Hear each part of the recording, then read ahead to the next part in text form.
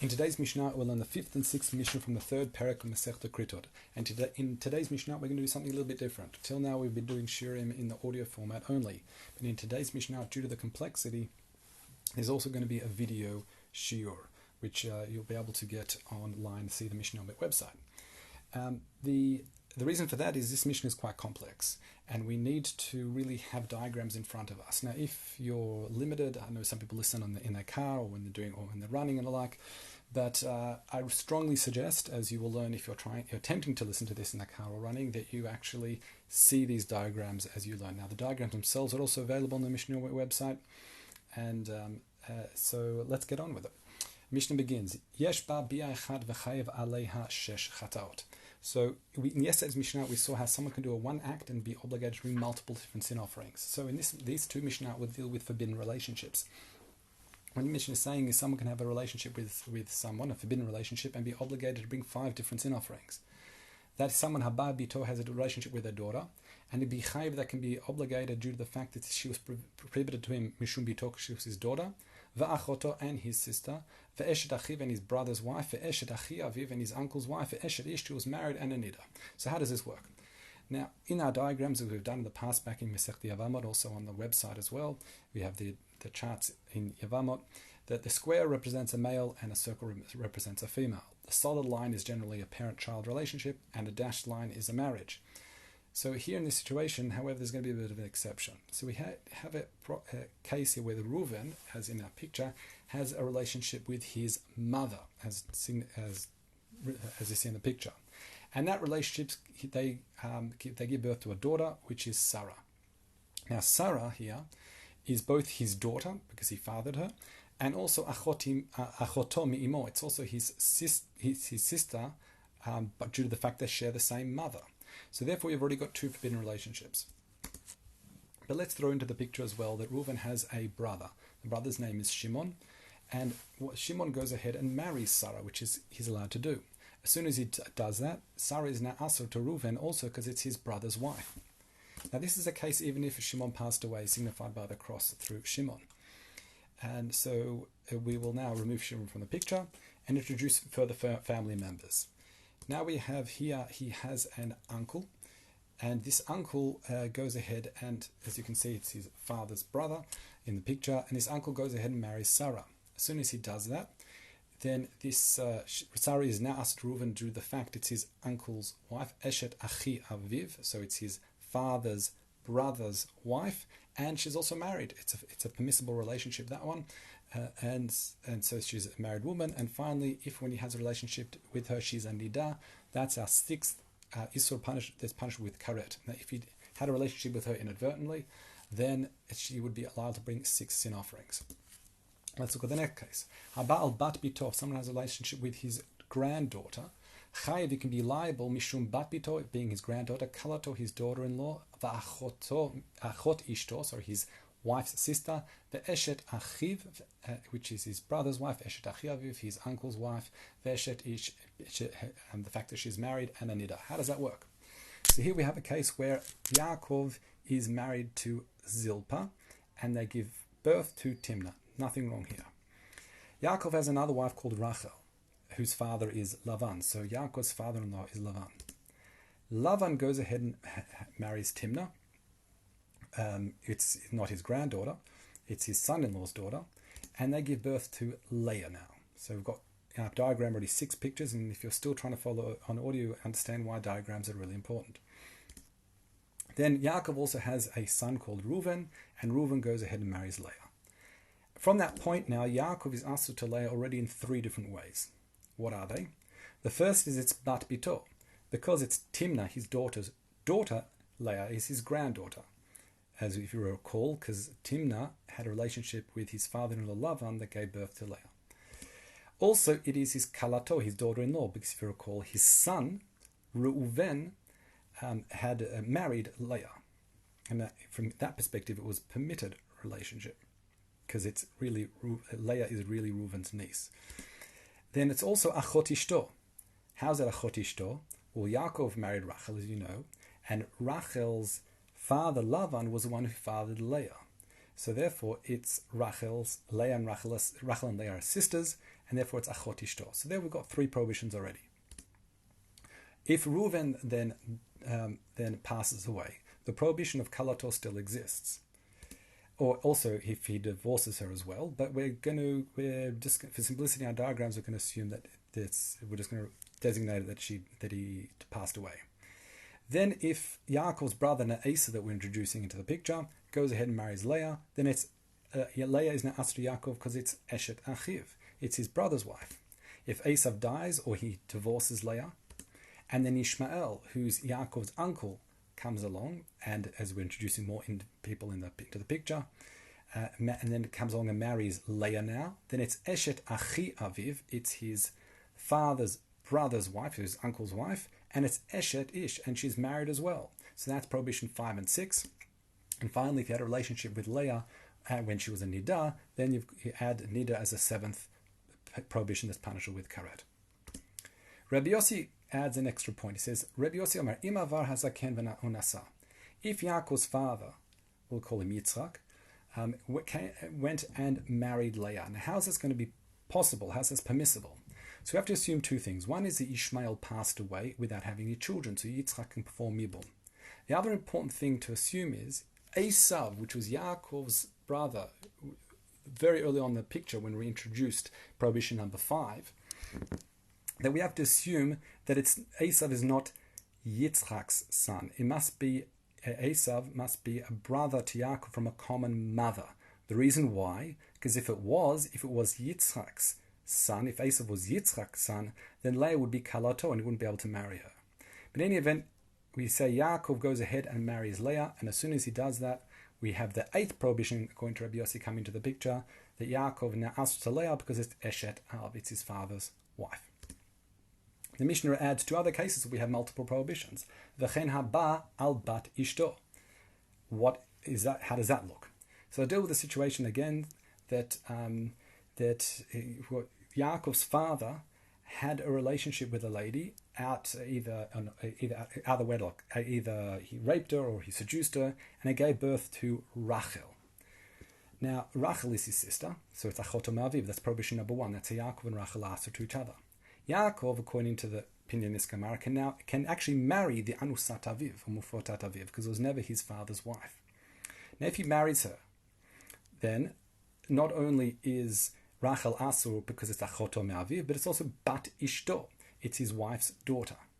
So if we introduce into the picture now Yaakov's brother, and Yaakov's brother goes and married Rachel, then you've got the same like we said in the previous, you're following the pattern now that's building up, that it's Eshet Achiv, it's his brother's wife, which would be the case even if his brother passed away or divorced her. Then if we introduce Yaakov's uncle into the picture, his father's brother, who comes and marries her, then we introduced two more prohibitions, which is Eshet Achi Aviv, it's his uncle's wife, and if they're married still, then it's Eshet Ish, that she is a married woman, and if Yaakov has a relationship with Rachel, when she's a Nida, that's 6 prohibitions. Let's continue. The Mishnah adds another case for Al Bat Ishto. And we can have multiple prohibitions if it's his Bat Ishto, his wife's granddaughter. So how does this work? So we have a man who is married to a woman, and in that picture we're showing her father and her daughter. Now the grandfather here has a forbidden relationship with a granddaughter, which gives birth to another let's call it the great granddaughter, or in our case it's his wife's granddaughter. Okay, as you can see in the picture. So already we have 2 prohibitions. One, it's his wife's granddaughter, which you're not allowed to have a relationship with, and it's also achot ishto. It's also, since his wife shares the same father with this girl, this granddaughter, then it's also considered his wife's sister. Now, if we introduce into the picture a son to our hero, and that son now marries her, then she is asur to him. His wife's granddaughter, asur to him because it's also his kalato, his daughter-in-law. Now, if he dies or divorces her, and then his brother comes along and marries this woman, it's now Eshet Achiv, it's his brother's wife. And then if he dies or divorces her, and we can now introduce the uncle into the picture. The uncle then marries this woman, this is his wife's granddaughter, and then introduces prohibition 5 and 6, which is it's his uncle's, in other words, his father's brother's wife, his uncle's wife, and she is married, so therefore that's prohibition 5 and 6. And if she's a nida when she has a relationship, that gives us prohibition number 7. Fine. Let's now move to the next Mishnah. Haba al chamoto, if someone has a relationship with his mother-in-law, chayav aleha, you can violate multiple prohibitions. One is his mother-in-law. It can also be his daughter-in-law. It can also be achot ishto. It can also be his wife's sister. It can be eshet achiv. It can be his brother's wife. It can be his uncle's wife. Eshet achiv, eshet ish, a married woman, and also nida. So how does this work? So we'll introduce names once again to our picture. Lavan, who has a forbidden relationship with his daughter called Leah, and that gives birth to Dinah. Now Dinah marries Yaakov, so our hero here is Yaakov, and the forbidden lady that we're going to be dealing with is Leah. So Yaakov is asur to Leah for 2 counts. One, it's his mother-in-law, because Leah is the mother of Dinah, but also it's achot ishto. It's also his wife's sister. Because why? Because Dinah and Leah share the same father.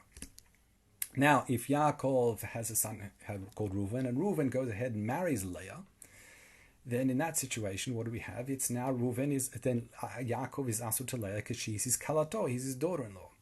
So we have an interesting situation how one's mother-in-law is also his daughter-in-law, and also his wife's sister. Let's continue. If Reuven then passes away, she's still asur him because it's his daughter-in-law. And then we, again, following a very similar pattern, Yaakov's brother then marries Leah, then it's eshet achiv, it's his brother's wife. And if he passes away and his uncle comes into the picture and marries Leah, then it's eshet achi aviv, it's his uncle's wife. Number 6, it's also eshet ish, she's married. And if she was a nida at the time they had a relationship, then it's also prohibition number 7, that she's a nida. Next case, v'chen haba al em chamoto. You can also have multiple prohibitions come about if someone has a relationship with his em chamoto, his mother-in-law's mother. How does that work? So let's have a look at this situation. We have Lavan has a daughter called Leah, and Leah has a daughter as well. Now Lavan had a forbidden relationship with his granddaughter, which resulted in a daughter, and that daughter's name is Rachel. Yaakov decides it's a good idea to go marry Rachel. So in this situation, Leah is asur to Yaakov in 2 different ways. One is it's em chamoto, because Leah is Yaakov's mother-in-law's mother, as you can see in the diagram. But also, it is achot ishto, because due to the forbidden relationship, we have that Rachel and Leah actually share the same father. So, no, it's not same father. My mistake. Yes, they share the same father. Correct. And therefore, Rachel and Leah are sisters. So Leah is asur him because it's Yaakov's wife's sister. Achot ishto. Now, if Yaakov's son goes ahead and marries Leah, then Leah is now his daughter-in-law. And even if his son passes away, the prohibition persists. If Yaakov's brother now goes and marries Leah, then it's eshet achiv, it's his brother's wife. That's prohibition number 4. Now, and then if his brother passes away or divorces her, and his uncle goes ahead and marries Leah, then we introduce prohibition number 5, 6, and 7, which is it's his eshet achi aviv, it's his uncle's wife. It's an eshet ish, she's a married woman, and if she was a nida at the time of the relationship, that's prohibition number 7. The next case is Val Em Chamiv, also a case where we have Em Chamiv, which is the mother of his father-in-law. So how does this work? Here, it's very similar to the previous case. It's just that rather than Lavan being the grandfather, having a relationship with his granddaughter, here Lavan's the grandson having a relationship with his grandmother. Well, again, forbidden. So we have Chava, the grandmother, Leah's the lady of interest in this case, and Lavan's a grandson. Lavan goes ahead and has a forbidden relationship with Chava, which gives birth to Rachel. Yaakov decides it's a good idea to marry Rachel. Then in that situation, Leah is Em Chamiv, because Lavan is his father-in-law, because Lavan is the father of Rachel. And Leah is the mother of Lavan, so it's his father-in-law's mother. but also achot ishto. Because Leah and Rachel share the same mother, it's his wife's sister. Now, if Yaakov's son goes ahead and marries Leah, then Leah is also considered, this is prohibition number 3, his daughter-in-law. Then if he dies or divorces her, and then Yaakov's brother goes ahead and marries Leah, then it's Eshet Achiv, it's his brother's wife. And then if that brother then passes away or divorces her, and the uncle goes ahead and marries her, we have prohibitions 5, 6, and 7. That's Eshet Achi Aviv, Eshet Ish, and Nida. Which is, because it's his uncle's wife, she's a married woman, and she is a Nida. Rabbi Yochanan ben Nuri, he adds the following. He says, Haba'al chamoto, one can have a relationship with his mother-in-law and be chayev and be obligated for 3 different prohibitions. That's mishum, it's his mother-in-law, chamoto, ve'em chamoto, the mother of his mother-in-law, ve'em chamiv, and the mother of his father-in-law. And the response was, Amrulo, no shloshtam shem echad hi, because all those relationships are learned from the same pasuk, the Chachamim understand this is all one prohibition. But let's try and understand the case. We have 3 siblings, Rachel, Leah, and Lavan. So 2 girls and a boy, and they share the same mother. Leah and Lavan have daughters. Yaakov goes ahead and marries both Rachel, the daughter of Leah, and the daughter of Lavan. Now, the matriarch of the family is asur to Yaakov in 3 ways. One is it's his mother-in-law, because it's Rachel's mother. It's em chamoto, because it's Rachel's, because the matriarch here is his, if you like, second wife's grandmother. So it's Leah's, because he married Leah's daughter, so Leah and then the mother above, so it's em chamoto, his mother-in-law's mother, because Leah is also his mother-in-law.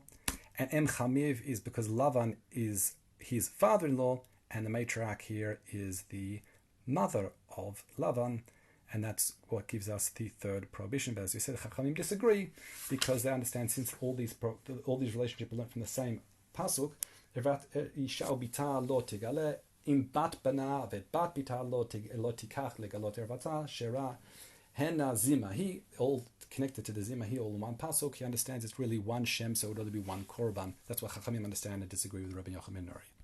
Those are the Mishnah today.